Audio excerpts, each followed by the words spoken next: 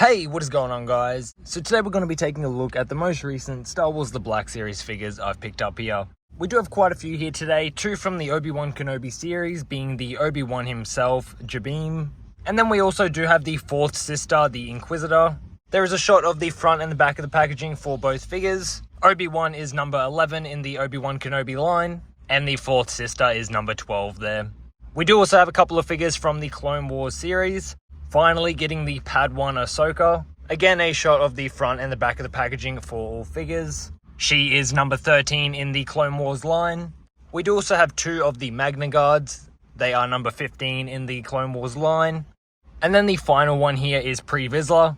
Finally have this figure. The packaging for this one is quite beat up, but I'm not too worried, as of course I do always open these figures. There you can see the damage to the top and the bottom of the packaging. But this one is number 17 in the Clone Wars line. So we'll go ahead now, we'll take all the figures out of the packaging, we'll take a bit of a closer look at what they do come with. And here we do have all the figures out of the packaging with all their accessories laid out up front. Starting off with the Obi-Wan there, you do get his standard lightsaber, and you do also get the blaster there. For the fourth sister Inquisitor, you do get that Inquisitor lightsaber with the double blades, and this does appear to be a unique hilt sculpt for this figure. Ahsoka does come with both of her lightsabers there. The Magna guard does have the two different staffs there and the effect pieces to go on the ends. And then Pre-Vizsla does come with the two blasters, the removable jetpack, the removable helmet, and also the new darksaber. The rocket is removable from the top of the jetpack there. And taking a look at the figures themselves, starting off with the Obi-Wan, I don't have the previous figures here on hand to compare, but it does look like a very similar sculpt to what we have seen before. Of course, there may be some variations and differences to this one, but I do quite like what we do have here, and overall the robe does hang pretty well over the figure.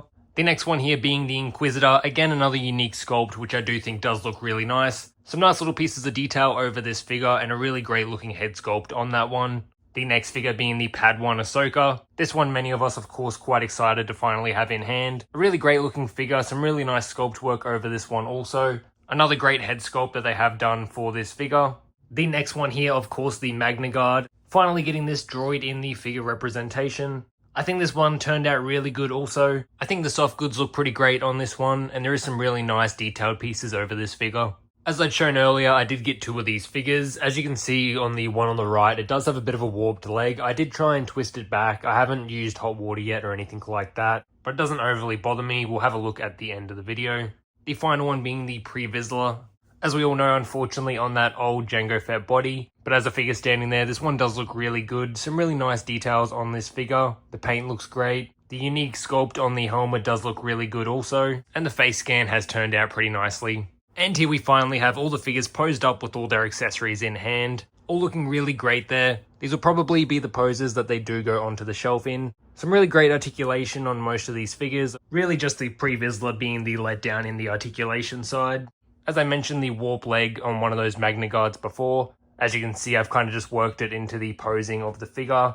So I don't think that bothers me too much, and I think I will be okay with that one. But definitely it would be a letdown if of course you did just pick up one and that was the way you did get that figure. But that'll just about do it for this one, guys. Stoked to finally have these figures and out of the packaging. Let me know what you do think below. Thank you all for watching, I do appreciate it, and I'll catch you in the next one.